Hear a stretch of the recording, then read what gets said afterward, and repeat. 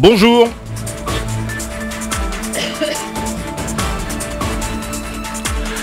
Bonjour à toutes, bonjour à tous, Richard Fanikian au micro, c'est le Club Ararat TV Radio Dialogue, une émission que vous retrouvez sur les réseaux sociaux et notamment sur notre page Facebook, page sur laquelle vous pouvez poster vos commentaires sur les sujets abordés dans cette émission. Toujours sur Facebook, vous pouvez aussi rejoindre le groupe Ararat TV, vous êtes déjà quelques milliers à l'avoir fait, afin de nous faire partager vos coups de gueule et vos coups de cœur. Vous retrouvez également cette émission sur le site de la Chambre de commerce et d'industrie franco-arménienne, ccifa-france.com. L'émission d'aujourd'hui est consacrée au négationnisme et plus précisément à l'arrêt du 17 décembre 2013 de la Cour européenne des droits de l'homme ainsi qu'au voyage de François Hollande en Turquie les 27 et 28 janvier. Nos invités Valérie Boyer, députée des Bouches-du-Rhône et vice-présidente du groupe d'amitié France-Arménie à l'Assemblée nationale, Maître Philippe... Bonjour. Bonjour Valérie.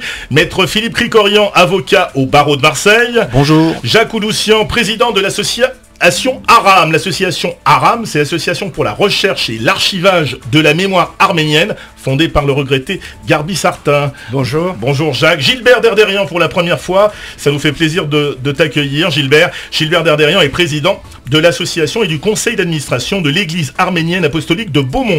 Bonjour. Voilà, puis signalons aussi, je signale que tu es aussi membre de l'Organisation internationale des experts Ordinex. Tu es l'un des rares à avoir participé à la fois à deux émissions qu'on anime ici à Dialogue, le Club Ararat TV, mais aussi l'IPGR Info.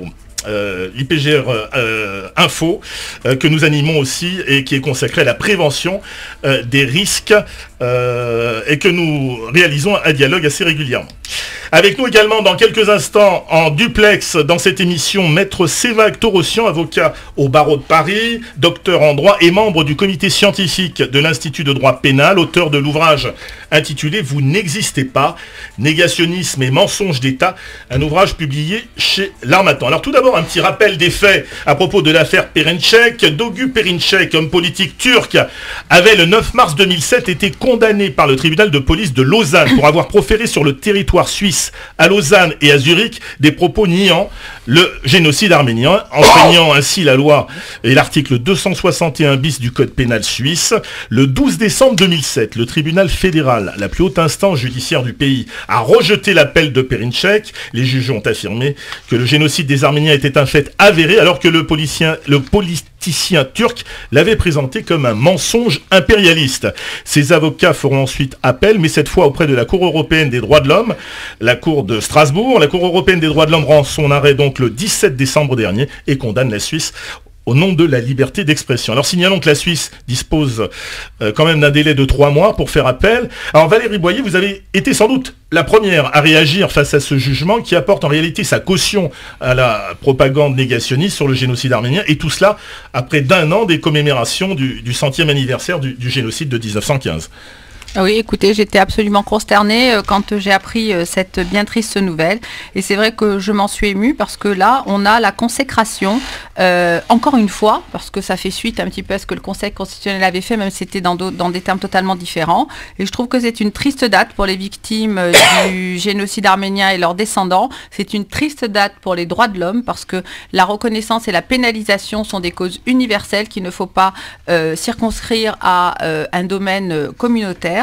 Mais aujourd'hui, 100 ans après les faits, eh bien, la CEDH vient de consacrer le négationnisme au nom de la liberté d'expression. Donc on voit bien, là encore, comme pour le Conseil constitutionnel, que pour ce problème, eh bien, il y a une expression très large de la notion de liberté d'expression. En fait, on consacre le droit de nier, voire le droit d'injurier. Maître Krikorian, un commentaire sur l'affaire Perinçek ? Je vous dirais que je n'ai pas été véritablement surpris de cet arrêt, même si on doit le dénoncer. Mais ce qui est plus important, c'est la réaction d'une part de la Suisse, puisque vous savez que j'ai écrit à l'ambassadeur de Suisse le 30 décembre 2013 dernier, pour lui demander d'exercer un droit. Il faut critiquer, mais il faut aussi être constructif dans la critique, puisque la Suisse a le droit de demander, sinon d'obtenir, au moins de demander le renvoi en grande chambre. Donc nos efforts doivent aujourd'hui être concentrés sur cette argumentation, puisque c'est à la fois la Convention européenne, mais le règlement de la Cour européenne des droits de l'homme qui prévoit le renvoi en grande chambre, et c'est un comité de 5 juges de la grande chambre qui va décider si oui ou non la grande chambre connaîtra de cet appel. Mais sur le fond, je rejoins parfaitement ce que vient de dire Madame Valérie Boyer. Il y a quand même à tout le moins 2 poids 2 mesures. C'est totalement scandaleux d'entendre de la part de juges internationaux qui ont une lourde responsabilité quand ils écrivent cela, que le génocide arménien ne serait pas établi et qu'il serait toujours l'objet d'un débat entre historiens. Non, le génocide arménien est un crime international notoire, au même titre que l'esclavage, au même titre que les crimes nazis. Et ce crime international notoire est bien sûr opposable à l'ensemble des nations civilisées, de même que bien sûr à toutes les juridictions nationales et internationales, dont notamment la Cour européenne des droits de l'homme. Jacques Ouloussian, est-ce que la Cour européenne des droits de l'homme ne vient pas d'assassiner une seconde fois 1,5 million de victimes? Oui, c'est pas la première fois qu'on les assassine ou qu'on les déterre et qu'on les renterre au gré des intérêts politiques et géopolitiques. Moi, je crois que le juge de Strasbourg a commis un acte politique. Il commettra exactement l'inverse, mais c'est un acte politique qu'il a commis. Pour la raison simple, c'est que on est en train d'essayer de redémarrer les négociations avec la Turquie. Donc, il faut faire un geste. Et Strasbourg, donc le Parlement européen, qu'on ne le veuille pas, donc l'Europe, donc les intérêts stratégiques de l'Europe, le ravitaillement en pétrole, il faut rien se cacher, fait qu'on a absolument besoin de la Turquie, qui est un passage. Donc une fois de plus, la géopolitique et le poids politique vient de tuer, encore une fois. Mais ce sera difficile de tuer nos martyrs parce qu'ils sont déjà partis et nous sommes, nous, pas prêts de les abandonner. Mais je crois que c'est plus un acte politique qu'un acte juridique, et c'est ce qui est un peu infamant. Gilbert Derderian. Oui, moi, à mon niveau, c'est de reprendre, puisqu'on est tous effarés de cet arrêt, là, hein, mais moi, ce qui me gêne encore plus, je suis effaré, je dirais 2 fois, c'est l'absence de réaction ordonnée et coordonnée de notre communauté par rapport à ça. Et l'absence de réaction coordonnée et ordonnée, je les ai sous les yeux, de communiquer, tout le monde s'est empressé de faire des communiqués. Il y en a qui ont été convenablement faits, je ne vais pas refaire ici. Hein. Donc, et vous l'avez dit, la première des réactions avec Valérie Boyer. Mais moi, j'en ai un ici, moi, qui me fait effarer. Quand on regarde un peu, on va analyser, faire la sémiologie du texte, et Dieu sait si chez nous on est déjà capable de faire ça. Je vois un communiqué du président du groupe d'amitié France-Arménie, avec le logo Assemblée nationale et le logo Commission européenne. Hein, on commence à lire le texte et là, je regrette à titre personnel. C'est pas possible, on ne doit pas accepter ça. Je regrette à titre personnel. Voilà, il est là. On en reprend un autre, c'est un sénateur, alors je ne vais pas faire de l'antiparisianisme, mais un Philippe Kaltenbach, je regrette à titre personnellement cet arrêt. Non, non. Bon, en fait, voilà, ce sont les députés de la région parisienne, hein, qui sont très liés à la communauté nous, on sait comment nos députés, arménienne également, toutes tendances confondues, oui, sur la région des Bouches-du-Rhône et en PACA ont travaillé. Donc, je ne veux pas préjuger du reste, mais simplement, à la lecture de ces textes-là, tout le monde est effaré, mais il y a une manière, on n'engage pas l'Assemblée nationale et la Commission européenne, personnellement, donc il y a quelque chose qui me gêne à ce niveau. Alors justement, nous sommes en liaison et en duplex avec Paris, et avec maître Sévac Torossian, avocat au barreau de Paris, auteur du livre publié chez l'Harmattan et intitulé « Vous n'existez pas », un titre plus que jamais d'actualité, qui résume parfaitement la situation. Maître Torossian, bonjour. Bonjour. Alors, je voudrais avoir votre réaction. Vous n'existez pas. Est-ce que ce n'est pas en substance ce que la communauté européenne des droits de l'homme a dit aussi à 1,5 million de victimes? Quel est votre commentaire sur cet arrêt, maître Torossian? Oui, c'est très exactement cela. Vous n'existez pas, ça veut dire... Et à toute la diaspora également, à toute la diaspora arménienne également. Oui, absolument. C'est en somme le titre qui est étapageur veut dire simplement qu'il n'y a pas de traitement juridique de la question arménienne en réalité. Hein. Vous n'êtes rien, ni partie civile, ni victime, ni descendant, ni personne. Alors, voilà. Oui, dans un article publié dans Le Monde et dans le Figaro, que vous co-signez d'ailleurs avec Valérie Boyer qui est avec nous en studio, vous écrivez « Tous les génocides, y compris ceux reconnus par la loi, ne seraient donc pas égaux, selon la Cour européenne des droits de l'homme, qui organise, écrivez-vous avec Valérie Boyer, dites-vous, la concurrence des mémoires ».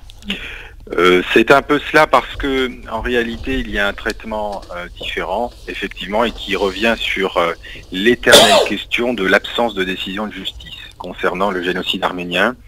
En gros, c'est ce que dit aussi la Cour et c'est ce qui a été dit auparavant. En tout cas, c'est ce que Robert Badinter a fait comprendre à la France et à la terre entière. Que la loi Guesso était fort conforme à la Constitution parce qu'en réalité, elle n'interdisait pas le débat historique, mais la contestation d'une décision de justice. Ce qui est aberrant, faux juridiquement, faux historiquement, mais c'est ce que retient le monde entier aujourd'hui. Je l'ai dit et écrit auparavant, nous avons une doctrine Badinter aujourd'hui qui est un rempart, un mur infranchissable à mon avis avec ce nouvel arrêt de la CEDH et d'autres arrêts antérieurs qui viennent dire une seule chose. Le négationnisme, c'est ne peut être que la contestation de la Shoah et rien d'autre. Alors, ce comparatisme, il est en filigrane expliqué gentiment dans l'arrêt, puisque ce que dit l'arrêt en réalité, s'il y a une chose qu'il faut retenir de sa portée, c'est il n'y a pas de quoi fouetter un chat. Voilà ce que dit l'arrêt. C'est-à-dire dans le fait de dire le génocide des Arméniens est un mensonge international, le juge pénal a exagéré en condamnant. Hein, c'est comme si on avait dit il est, j'en sais rien moi, le massacre des Vikings est un mensonge international. Vous voyez, si quelqu'un avait parlé d'une histoire très lointaine qui n'a aucune conséquence sur la société actuelle, la société suisse ou d'autres sociétés qui exagèrent, qui en font trop. Alors, c'est un arrêt qu'il faut apprendre par cœur, à mon sens, parce que, bon, il fait 80 pages, mais c'est le miroir de l'état actuel sur la question arménienne, en tout cas, de la perception qu'en ont les gens, les magistrats qui n'y connaissent pratiquement rien à la question, et ils ont raison de le faire, s'en tenir à ce qu'on va leur présenter. Il y a quand même, avant tout, une critique à faire de la défense qui a été présentée, l'argumentation de la Suisse, qui, pour parer à cet argument de l'absence de décision de justice, a dit, d'accord, il n'y a pas de décision, mais il y a un consensus international sur la question. C'est pas vrai. Consensus général, eh bien la Turquie s'est engouffrée dans la brèche et la Cour l'a suivie, puisqu'elle a dit, vous parlez de consensus, vous y allez gaiement, parce que sur 190 États de la planète, il n'y a que 20 pays qui ont reconnu ce génocide. Le génocide est un terme juridique qu'on ne peut pas utiliser à tort et à travers, c'est une qualification pénale, donc on ne peut pas utiliser cette qualification. On revient toujours à ce problème initial que j'ai expliqué en long et en large dans mon livre, qui est l'absence de décision de justice. Le problème, c'est que ce procès qui aurait dû avoir lieu dans ces années 20, il a été volé. Il a été volé par les Alliés, et c'est sur ce vol qu'on est aujourd'hui en train d'expliquer que le négationnisme ne peut être appliqué au cas arménien. C'est clairement impossible à entendre. Maître Torossian, restez avec nous, hein, vous restez avec nous en liaison et pour intervenir dans le reste de l'émission. Valérie Boyer, dans cet article, vous mettez en parallèle 3 événements. Vous parlez de la profanation de l'église de la Madeleine par le mouvement Femen, quelques jours avant Noël, l'affaire Dieudonné et l'affaire Perinchek, et vous dites en substance, en visant le gouvernement, entre ces 3 événements, où est la cohérence en matière de liberté d'expression ? Il n'y en a pas, visiblement, il n'y en a pas. Aujourd'hui, il y a des causes qui mobilisent et d'autres qui laissent indifférentes ou même qui gênent quand on en parle. Et là, on est vraiment dans ce déni de justice. Prenons par exemple l'affaire des Femen. Imaginons une seconde qu'une telle profanation se déroule dans une synagogue ou dans une mosquée où une femme rentre poitrine dénudée en disant, qu'elle voulait tuer Noël. Imaginons qu'elle dise, je veux tuer l'Aïd, je veux tuer Kippour, je déchire la Torah. Là, elles ont uriné aussi à certaines reprises dans des églises, et ça dans l'indifférence générale. général. Comment peut-on tolérer ça dans un état de droit, dans notre France, qui est le pays de la liberté, de l'égalité et de la fraternité, et je dis simplement ça, ou qui a consacré la séparation de l'Église et de l'État, et qui dit bien que la liberté des cultes est la règle.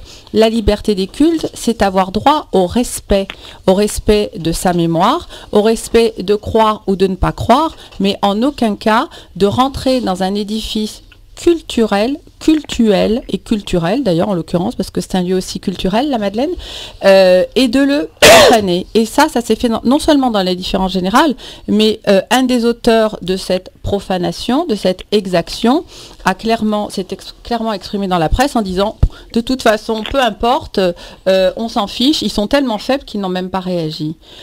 Moi, je pense que ça insulte une partie des Français, ça dresse les Français les uns contre les autres. Et je suis comme tous les Français. Moi, j'ai appris à l'école, en apprenant ce qu'était la Déclaration des droits de l'homme et la Constitution, que la liberté des uns s'arrête là où commence celle des autres. Or, aujourd'hui, c'est bien nos droits fondamentaux qui sont mis à mal par ce type de profanation. Et si on reste totalement inerte face à ça, demain ce sera autre chose. Donc ce n'est pas possible de rester indifférent à ça, c'est un problème de justice, c'est un problème aussi de vivre ensemble et il faut absolument que le ministre de l'Intérieur réagisse. Moi j'ai interrogé aussi le ministre de l'Intérieur pour savoir comment ces personnes évoluent en France, parce qu'on entend beaucoup de choses. Je voudrais savoir qui les paye, comment elles sont rétribuées, etc.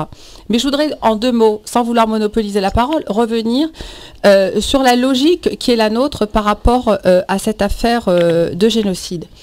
Cette affaire de pénalisation du négationnisme, ça va très loin parce que, par exemple, lorsque j'ai demandé à l'Assemblée nationale de savoir dans quelles conditions le recours au Conseil constitutionnel avait été formé, on m'a refusé une enquête.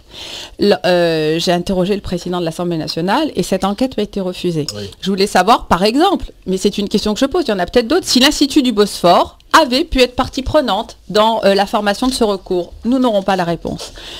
Je me suis émue aussi auprès du président de l'Assemblée nationale lorsque j'ai appris qu'on avait autorisé la création d'un groupe d'études sur le Sahara occidental.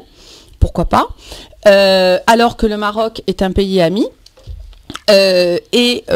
Parallèlement, lorsque nous avons demandé avec plusieurs collègues la création d'un groupe d'études sur le Haut-Karabakh, ça nous a été refusé et nous avons été contraints de créer un cercle d'amitié à l'extérieur des instances du Sénat et de l'Assemblée nationale. Donc on voit bien que le négationnisme s'étend même jusqu'au travail parlementaire. Et j'avoue que je suis très choquée aujourd'hui de ne pas obtenir à la fois la permission de créer à l'intérieur de l'Assemblée nationale un groupe d'études, je ne dis pas un groupe d'amitié, un groupe d'études, comme il y en a sur le cheval, sur le chocolat, sur l'école privée, sur l'espace, sur le Haut-Karabakh, alors même qu'il y en a un sur le Tibet. Oui. Et un nouveau qui vient d'être créé sur le Sahara occidental. Donc on voit jusqu'où va le négationnisme. Parce que c'est de ça aussi dont il s'agit aujourd'hui. 2 poids, 2 mesures, c'est aussi votre sentiment, messieurs Gilbert Derderian. 2 poids, 36 mesures, oui, je dirais. 2 poids, 36 mesures. 2 poids, 36 mesures, et je reviens encore une fois sur ces faits. Je pense qu'il va falloir que nous nous réveillons, on porte en nous les stigmates de ce désagrément-là. J'ai des dates certaines, moi. Bon, une date certaine, c'est le génocide 1915. Mais j'en ai une autre. C'est 1932, j'ai l'acte notarié. Je dois être un des seuls représentants d'une église à avoir un acte notarié. J'ai l'acte notarié constitutif de l'église de Beaumont, 1932. Donc je ne vais pas arrêter avant. Le flot des réfugiés, c'est peut-être 22-25. Mais peu importe, j'ai un acte certain, c'est cet acte-là, 1932. 1932, 2013, on est à peu près 81 ans. Faisons le bilan de nos acquis à ce niveau-là. Et puis, le bilan, je suis chef d'entreprise, il est triste, quoi. Il est triste. Et en représentativité, en lobbying, et en nombre de députés, en nombre d'élus, et en nombre de sénateurs, et en nombre de ministres. Alors nous glissons vers le voyage de François Hollande en Turquie dans quelques jours. Alors les relations avec la Turquie s'adoucissent, semble-t-il. Le comité scientifique de l'Institut du Bosphore, auquel vous faisiez allusion, Valérie Boyer, co-présidé par Kemal Derviş, ancien ministre turc de l'économie, et Anne Lauvergeon, présidente de la commission Innovation 2030, s'est réuni donc le 11 décembre dernier à Paris, à l'ordre du jour, la visite du président Hollande donc en Turquie. Et alors je vous fais part très rapidement du contenu de ce communiqué de l'Institut du Bosphore. Les membres de l'Institut du Bosphore voient dans ce déplacement si longuement attendu en Turquie un signal fort adressé par la France de nature à renforcer les relations bilatérales et à donner un nouvel élan au processus d'élargissement de l'Union européenne vers la Turquie. Tout est dit. Non, j'espère que tout n'est pas dit. Moi, personnellement, je m'oppose farouchement à l'entrée de la Turquie dans l'Union. Hein. Non, mais tout est dit sur la volonté et sur le but du voyage de François Hollande à Ankara. Une réaction ?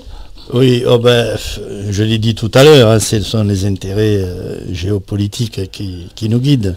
Mais j'aurais voulu venir sur quelque chose qui a été dit tout à l'heure, la qualification du génocide est juridique. C'est bizarre d'entendre ça parce que je sais qu'il y a ceux qui se battent pour liberté pour l'histoire et qui disent que c'est les historiens qui doivent dire la vérité historique et non pas ni les juges ni le Parlement. Alors on ne sait plus où on est là. On ne sait plus où on est. Mais enfin, la qualification d'un génocide, elle n'est pas que juridique. Elle peut avoir une partie juridique, mais elle est surtout établie sur des faits. Et les faits sont établis.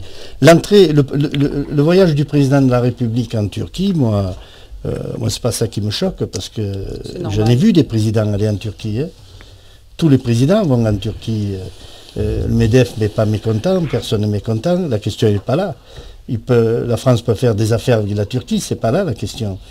C'est le côté moral, moi, qui m'intéresse. On peut très bien aller en Turquie et dire aux Turcs ce qu'on pense du négationnisme d'État et de leur dire... Non, la question c'est de savoir si la Turquie a sa place dans l'Europe. Hein. C'est une question essentielle. Alors là-dessus, si vous me demandez mon avis ne servira à rien parce que la décision viendra des 27 ou 28 pays. Donc le peuple ne sera jamais concerné. On nous avait présenté un référendum qui a été vite retiré, donc il n'y aura pas de référendum. Le peuple n'a pas droit au chapitre. Je peux toujours dire je suis pour ou je suis contre, ça servira à rien. Oui, Valérie Boyer. Je voudrais juste dire un mot par rapport à l'histoire et à sa qualification et vous raconter une belle anecdote. Lors de l'examen au Sénat de la loi que j'avais portée sur la pénalisation du négationnisme, il y avait des manifestations dans la rue. D'un côté, il y avait des Français d'origine arménienne ou pas qui manifestaient pour le texte, et de l'autre, vous aviez des centaines de drapeaux turcs séparés par une rue.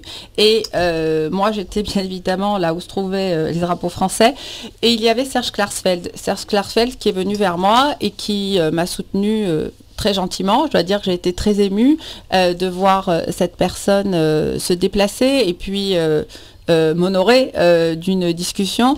Et il m'a dit, écoutez madame, soyez certaine d'une chose, qu'il n'y a jamais eu autant d'études sur la Shoah que depuis que nous avons voté la loi Guesso. Donc en aucun cas, on ne peut vous opposer le fait que ce texte soit voté, et on espérait à l'époque qu'il soit promulgué, et le fait qu'on ne pourra plus étudier. Il a dit bien au contraire, on n'a qu'à voir, cette loi n'a jamais empêché d'étudier. Et je pense qu'il ne faut pas tout confondre. Et effectivement, oui, la représentation nationale a le droit et même le devoir de décider de là où elle doit se commémorer. Lorsque nous nous réunissons tous les 8 mai et tous les 11 novembre, il s'agit bien d'une date mémorielle.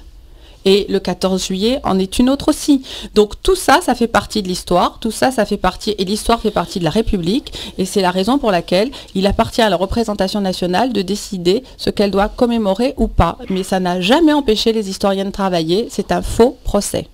Est-ce que l'arrêt de la Cour européenne des droits de l'homme, en cas d'adoption, empêcherait un futur projet de loi de voir le jour, Philippe Krikorian ?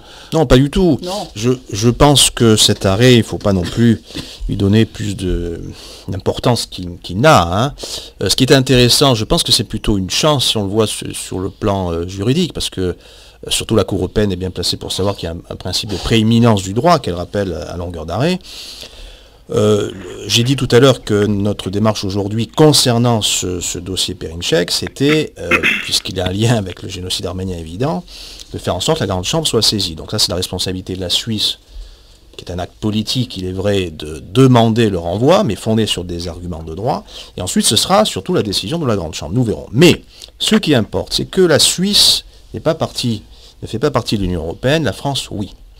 Et à ce titre, la France doit transposer la décision 4 du 28 novembre 2008, qui est le seul texte normatif sur le plan européen à obliger les États membres à traiter le négationnisme par le droit pénal. Donc la question de savoir s'il faut une loi pénale ou pas, cette question est caduque. Elle est caduque depuis le 28 novembre 2008. La question qui se pose notamment en France, spécialement en France puisqu'il y a une loi de reconnaissance du génocide arménien du 29 janvier 2001, c'est de savoir quels sont les moyens juridiques et juridictionnels qui sont offerts aux citoyens français, d'origine arménienne ou pas, pour obtenir la transposition. Et ce sont ces moyens que je mets en œuvre depuis un certain nombre d'années, d'abord devant le Conseil d'État, et puis aujourd'hui, comme vous le savez, devant la Cour d'appel d'Aix, devant laquelle j'ai plaidé précisément, curieuse coïncidence, le 17 décembre 2013, les jours même où était publié l'arrêt Pirinček.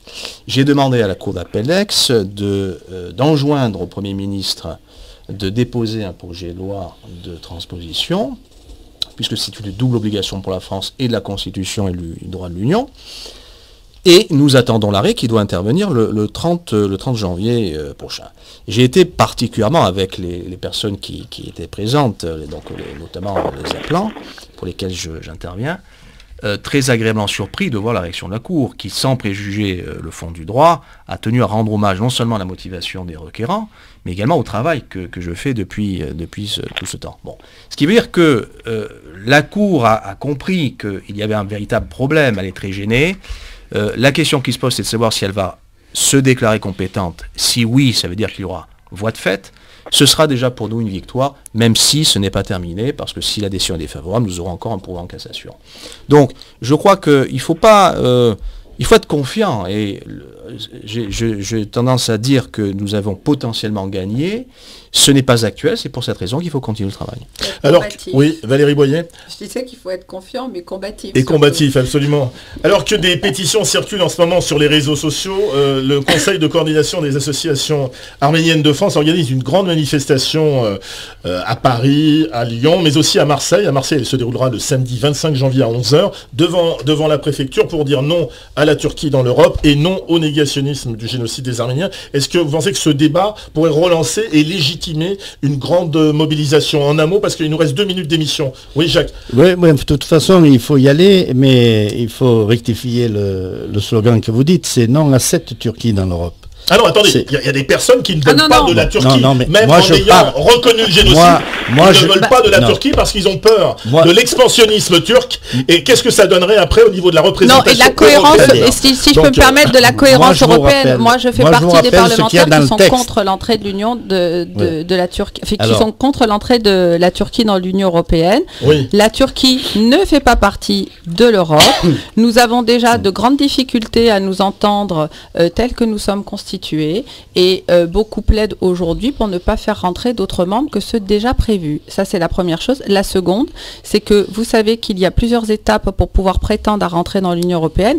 Et quand bien même on pourrait espérer que la Turquie reconnaisse le génocide arménien, je rappelle que le texte français ne mentionnait ni la Turquie, ni les Turcs, ni les Arméniens, celui qui a été voté au Sénat à l'Assemblée nationale, mais uniquement une cause universelle et un problème de droits de l'homme. Il ne faut pas lier, pour moi, la reconnaissance du génocide arménien et l'entrée de la Turquie dans l'Europe. Je serais très heureuse que la Turquie reconnaisse l'existence du génocide arménien, mais néanmoins, ce n'est pas pour moi une raison suffisante pour rentrer dans l'Union européenne. Non, mais là, il y a une interprétation, je n'ai pas dit ça. Oui, Jacques. Si la reconnaissance du génocide devait servir de ticket, ce serait un outrage supplémentaire à la cause arménienne. Donc, vous avez entièrement raison. Alors bon, donc effacez ce que vous venez de dire, c'est pas ce que j'ai dit.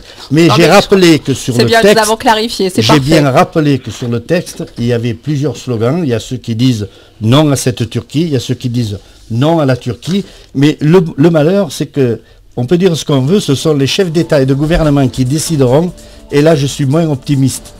Il y a plusieurs chefs d'État qui se sont prononcés contre. Je rappelle que François Hollande était favorable à l'entrée de la Turquie dans l'Union. Oui, absolument. Juste, Gilbert Derrière, non à cette Turquie ou non à la Turquie dans l'Europe? Non à la Turquie. Non à la Turquie. Philippe Ricorian, non à la ou à cette Turquie dans l'Europe? Vite, en un mot. Oui à la transposition de la décision cadre. Oui, mais la Turquie ne fait pas partie de l'Europe. Arrêtons de nous faire des nœuds au cerveau avec cette affaire. Bien, François Hollande, qu'est-ce qu'il a négocié à Ankara, à votre avis? Oh, à mon avis, En un mot, Valérie, parce qu'on arrive à la fin de l'émission. des contrats. Des Et contrats. j'espère pas une démission de la France sur la scène internationale. Bien, en attendant que vous soyez pour l'entrée de la Turquie ou contre l'entrée de la Turquie dans l'Europe, tous les Franco-Arméniens sont attendus à Marseille, donc le samedi 25 janvier à 11h, devant la préfecture, pour dire non au négationnisme du génocide arménien. On y sera tous. Merci à vous tous de votre attention. C'est la fin du club Merci. Ararat Radio Dialogue. Vous pouvez retrouver cette émission sur Facebook et sur notre page. Vous pouvez bien sûr laisser vos commentaires en attendant de vous retrouver dans un prochain numéro. Je vous souhaite de passer une excellente semaine et je vous dis à très vite sur Dialogue.